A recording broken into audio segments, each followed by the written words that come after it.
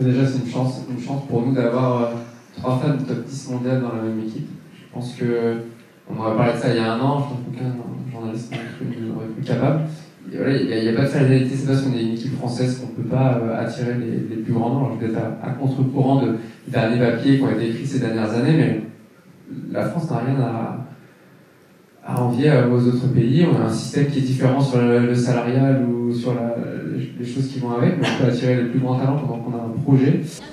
Stéphane, ça fait longtemps qu'on en parle, mais allez, on y est. Hein. Oui, on y est sur cette 20e saison avec beaucoup d'ambition et bon, même si le début de saison est bien parti pour nous en Australie, voilà, on va arriver dans le cœur du sujet avec toutes ces belles courses qui vont arriver là. Ce sera quoi une année 2025 réussie, Stéphane?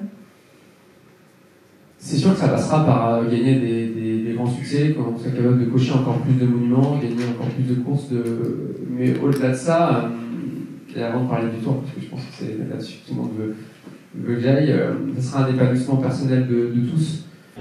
On s'était vu lors de la présentation du tour, on n'a plus à se cacher, tout ça, etc. Mais maintenant qu'on y est vraiment là, on se dit quoi? C'est-à-dire que maintenant que Demi Vollering est officiellement sous nos couleurs, par exemple. Ben voilà, c'est l'étape d'après. On a fait 3 ans dans le top 5 mondial, mais il faut avouer qu'on se faisait quand même écraser par The Works et Lidl Trek. Et que maintenant, voilà, l'ambition, elle est de jouer contre eux. C'est-à-dire que j'espère que le cyclisme féminin et particulièrement notre équipe, on va être capable de jouer contre eux, d'être capable de rivaliser sur toutes les grandes courses et pas ramasser les miettes. On va pas vous dire, au Tour de France, on va viser un top 5, on va essayer de gagner une étape, on va viser le podium. J'ai à côté de moi Demi qui a fait vainqueur du Tour 2 x 2. Juliette top 5, Elita top 5. Donc derrière, aujourd'hui, on ne peut pas se mentir. Même si la concurrence elle est très forte, nous on y va pour gagner et on va tout mettre en place pour ramener le maillot jaune chez nous. On se connaît depuis longtemps. Si je vous dis que vous avez toujours rêvé de ce truc-là.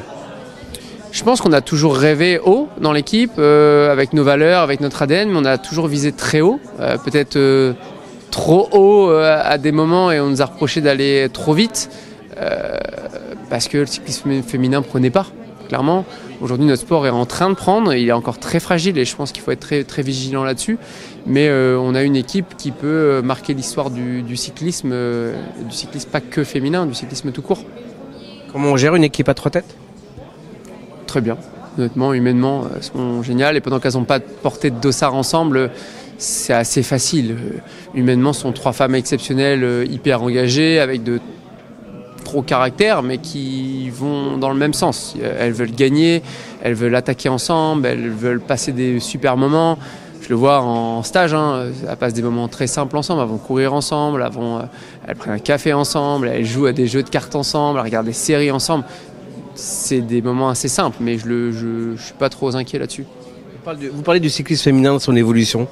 On a l'impression que maintenant, il y a quand même, chez les femmes comme chez les hommes, un sport à 2 vitesses. Soit vous avez le budget et que vous pouvez tout faire, soit les petites équipes qui galèrent, quoi, non? Oui, c'est sûr. C'est un peu comme chez les organisateurs, avec les petites organisations bénévoles qui ont du mal à trouver leur place. On ne doit pas oublier d'où on vient, donc on doit entraider tout le monde. Et je le dis, le cyclisme féminin, il faut qu'on emmène tout le monde, ne pas aller trop vite. On n'est pas là pour dire qu'il faut un Tour de France à 3 semaines. On n'emmènera que 7 équipes. On a la chance de faire partie des 7 équipes, on a fait les bons choix au bon moment, mais ça peut aller très vite dans l'autre sens. Je dis, il ne faut pas être égoïste, il faut emmener le maximum possible et surtout, moi j'aimerais qu'il y ait plus d'entente entre les organisateurs et les équipes parce qu'aujourd'hui on est en train de tous se diviser. Bretagne Ladies Tour par exemple qui s'arrête, c'est un coup de frein pour l'évolution du cyclisme féminin?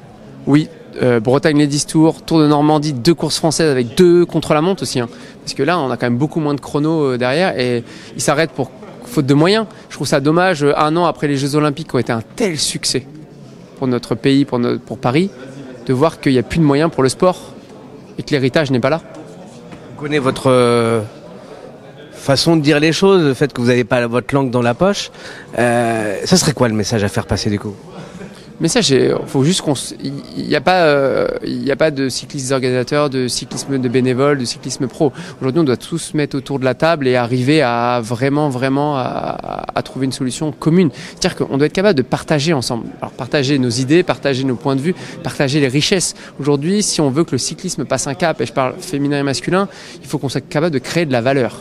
Et la valeur, on ne peut pas la créer que les coureurs, que les équipes ou que les organisateurs. Il n'y aura pas de course sans coureurs. Il n'y aura pas malheureusement de coureurs s'il n'y a pas derrière d'équipe pour les structurer. Donc on doit vraiment se mettre autour de la table et arrêter d'être égoïste. Ce qui s'est passé à Bessèges, c'est pas blanc ou noir. Aujourd'hui, on doit tous trouver une solution et c'est l'affaire de tous.